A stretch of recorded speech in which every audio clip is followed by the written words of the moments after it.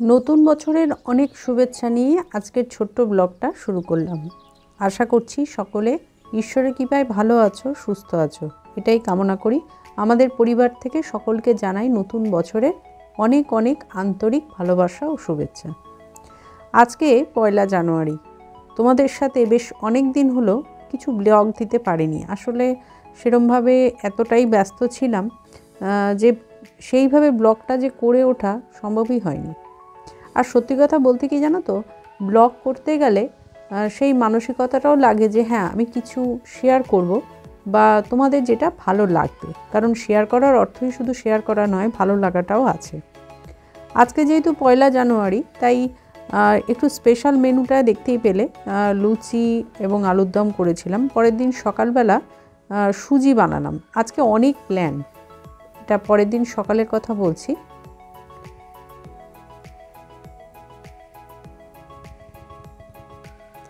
ভোরবেলার দিকে বেরিয়ে পড়েছি গাছগুলো কিনবার উদ্দেশ্যে।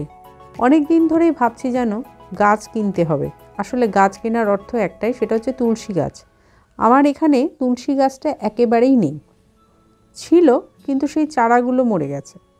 কিভাবে মরেছে ঠিক বলতে পারবো না, হয়তোবা ওয়েদারের চেঞ্জে বা যে কোনো কারণবশত সেটা বাঁচাতে পারেনি, কিন্তু ছিল অনেক দিন। তাই আজকে ভাবলাম না, দেরি করা যাবেই না, যতই ঠান্ডা লাগুক। বিশ্বাস করো, টোটোতে যাওয়ার সময় মানে সাংঘাতিক একটা হাওয়া, আর টোটো যাওয়ার মতো যে সামনের রাস্তাটা ভালোভাবে দেখাই যাচ্ছিল না। তো আমি আর বেশি রিস্ক নিইনি, বুঝলে। আমি টোটোকে দাদাকে বললাম যে আপনি চলে যাবেন না, কারণ আমি আসবার পথে ফিরবো কী করে, কোনো টোটোই তো দেখতে পাচ্ছি না। ঢুকলাম নার্সারিতে। এর আগেও তোমরা এই ব্লগে নার্সারি দেখেছো, আমরা দেখিয়েছি। তবে কি বলো তো, নার্সারিতে আসলে একটা জিনিস ভালো লাগে, কি পরিবেশটা। বিভিন্ন অত ঠান্ডার মধ্যে ভাবতে পারছো সকলে বসে কাজ করছে।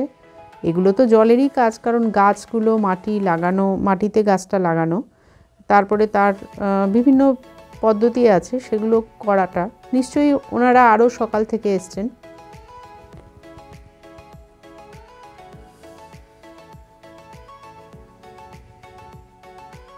আমি আশপাশে তাকিয়ে দেখতে চাইছিলাম যে তুলসী গাছটা কোথায়। সামনেই দেখো, এই যে তুলসী গাছ আছে, কৃষ্ণ তুলসী আর রাধা তুলসী।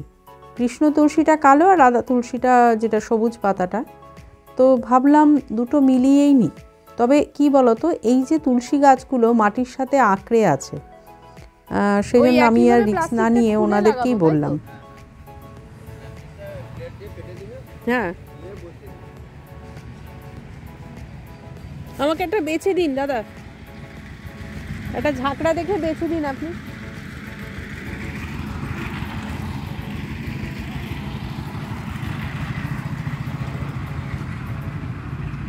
আর গাঁদা কি ওই সব হাইব্রিড গাঁদা আছে, বড় গাঁদা নাকি? আর আর বড় সব গাঁদা আছে? আর সব সেখানে গাঁদা আছে, সেখানে হাইব্রিড গাঁদা আছে। ও, একটু ঝাঁকড়া বেশ অনেক আছে, এরকম দেখে একটু ভালো দেখে বেছে দিন।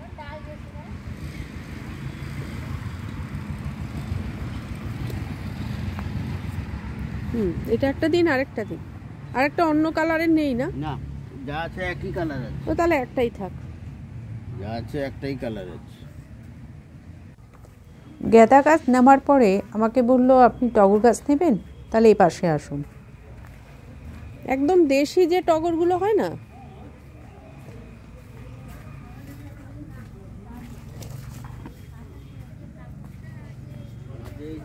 গোলাপগুলো বেশ ভালো হয়েছে। তো এগুলো কি দেশি গোলাপ না?